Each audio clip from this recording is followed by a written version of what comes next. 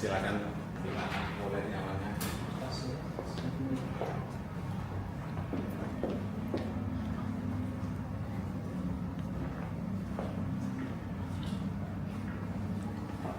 Pak Alex, selamat datang di studio Gestur. Oke, selamat. Pak Dian, selamat Oke, datang. Mas. Bro, ketemu lagi bro. Sehat-sehat. Pak Dubes.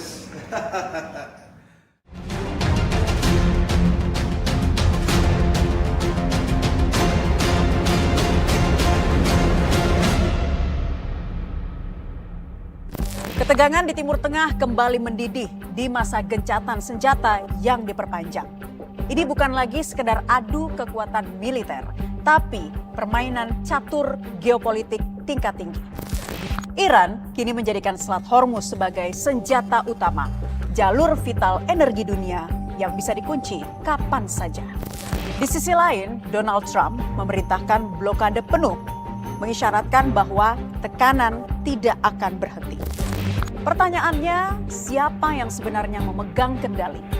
Apakah ini strategi terukur atau justru awal dari eskalasi yang tak dapat dikendalikan? Jadi ini kita bukan sekedar ingin berbicara soal perang terbuka, tetapi permainan catur geopolitik yang terjadi saat ini. Bagaimana Anda menggambarkan strategi Iran dan Amerika Serikat hari ini? Ya, saya melihat metafor permainan catur itu cukup tepat ya dipakai karena ini kan adu strategi antara dua negara yang masing-masing punya kekuatan. Oke, saya bicara dulu dari sudut pandang Iran ya.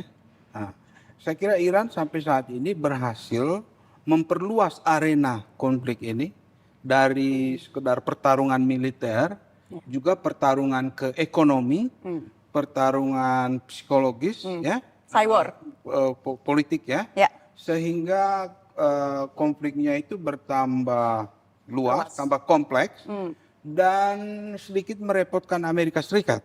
Nah, kenapa saya katakan demikian? Karena saya melihat gelagat dari Trump itu ingin konflik ini cepat selesai. Sepertinya dia tergesa-gesa, dia sangat terbeban dengan konflik ini ya, beban ekonomi, beban tekanan dalam negeri, beban tekanan dari negara-negara sekutu, ya.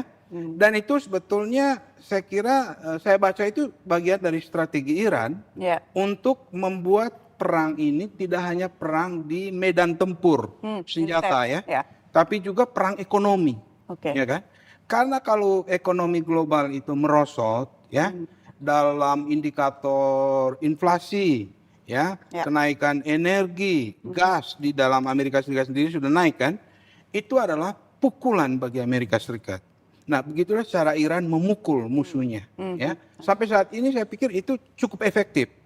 Makanya Amerika Serikat itu selalu punya kecenderungan kita baca dalam konflik perang ini sejak tanggal 28 itu, selalu ingin cepat selesai. Tetapi itu belum terlihat bahwa tujuan politik dia tercapai. Nah, jadi dalam hubungan internasional itu, militer itu alat untuk mencapai tujuan politik. Sekarang Anda bertanya, apa tujuan politik Amerika?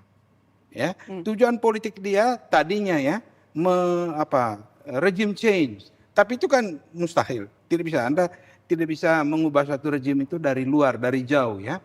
Harus datang dari dalam. So, tujuan itu belum tercapai. Tujuan yang kedua adalah menghentikan pengayaan uranium untuk tujuan militer. Itu tujuan yang ingin dicapai oleh Trump. Tapi itu juga belum jelas sampai saat ini apakah dia bisa menyelesaikan atau mencapai tujuan politik itu dengan segala military might, kekuatan militer yang dia punya. Sehingga saat ini betul-betul konflik ini dilanda oleh ketidakpastian, ya.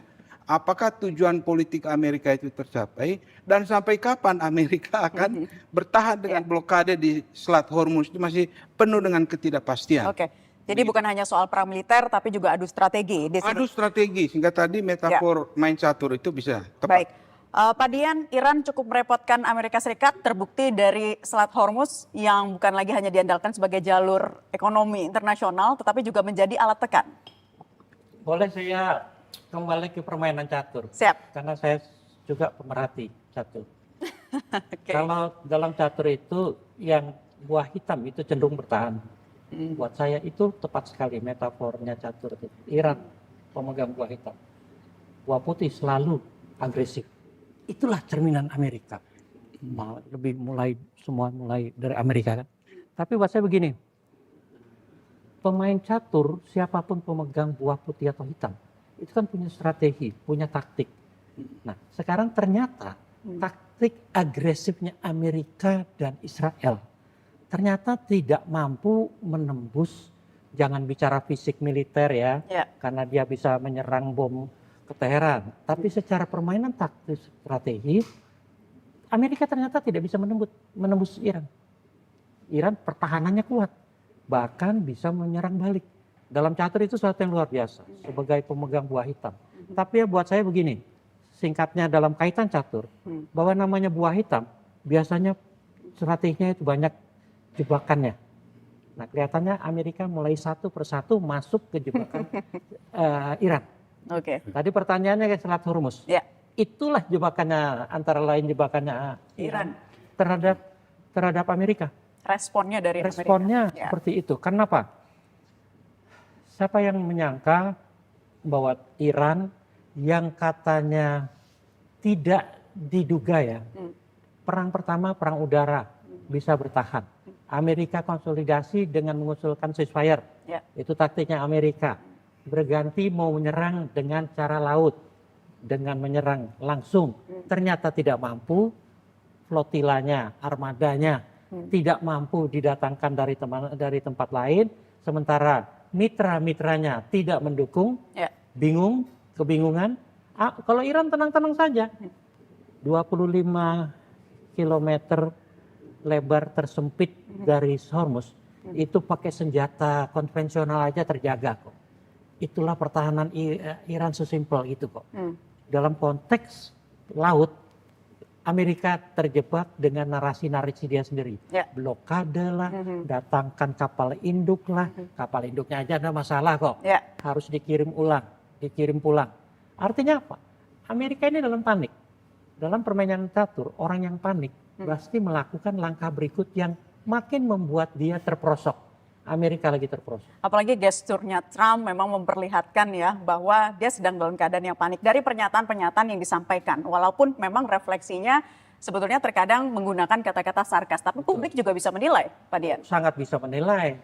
Bukan hanya kata-katanya yang tidak bisa dipegang dari satu waktu, jangankan satu waktu, dari beberapa menit ke menit yang berikutnya saja belum tentu sama tuh. Bisa ada buktinya nggak beredar di sosial media.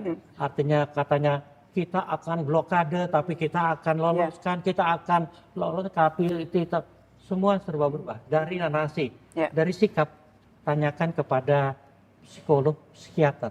Dari gesture, tingkah lakunya saja, geriknya, menyapa audiens segala macam. Tanyakan mereka yang mengerti, gesturnya aja menunjukkan dia sakit. Di sini ada sakit. Ada gangguan kepribadian banyak yang memang sudah menyatakan para profesional psikolog psikiater di luar sana, termasuk juga narasumber yang sempat hadir di gestur bahwa Trump memiliki gangguan kepribadian. Tapi sebelum ke sana, nanti kita akan bahas spesifik soal gestur Trump. Kembali ke Prof. Alex. Jadi penutupan dan juga pembukaan Selat Hormuz ini menjadi sinyal taktis untuk mengukur respons Amerika Serikat. Betul. Ya, memang dari dulu Selat Hormuz itu dijadikan senjata dan kartu yang dimainkan oleh Iran. Dan tampaknya Amerika Serikat cukup repot juga ya. Meskipun dia sudah menghadirkan militernya di situ, angkatan lautnya kan. Dan Amerika mengklaim bahwa dia sudah melumpuhkan angkatan laut Iran. Tapi sampai saat ini, kembali seperti saya katakan tadi, apakah dengan kehadiran militer dalam jumlah yang besar itu, tujuan politik dia tercapai? Itu yang paling penting dalam perang. Ya, kalau tujuan politik kamu tercapai, kamu berhasil.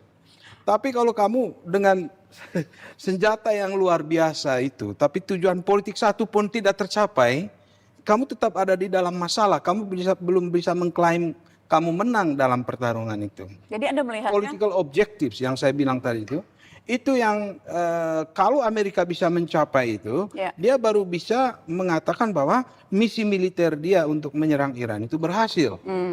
Tapi selama tujuan itu tidak tercapai, useless gitu. Ya, irrelevant, ya. Seberapapun kuatnya militer Anda.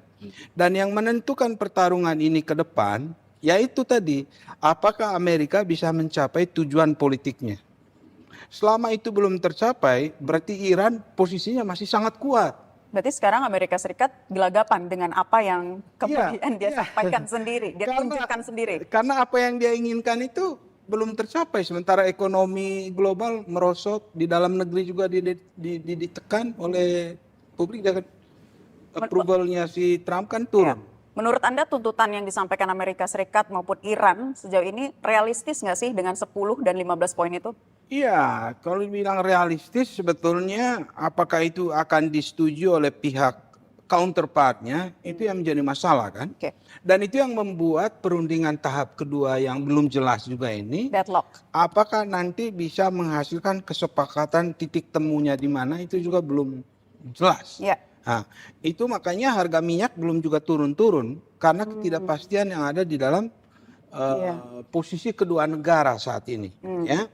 Nah, tentu yang diharapkan adalah ya itu tadi dicarikan titik temunya. Mudah-mudahan Pakistan bisa mencarikan suatu jalan tengah yang bisa memuaskan semua pihak. Kalau tidak, mereka tidak akan mundur.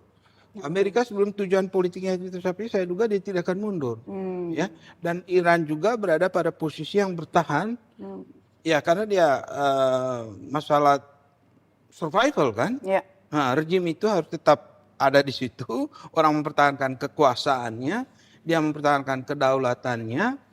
Selama dia ada di situ, ya, selama dia survive, Amerika belum bisa mengklaim bahwa dia mencapai tujuannya. Pak Dian, apakah langkah blokade Amerika Serikat ini justru memperkuat posisi tawar Iran?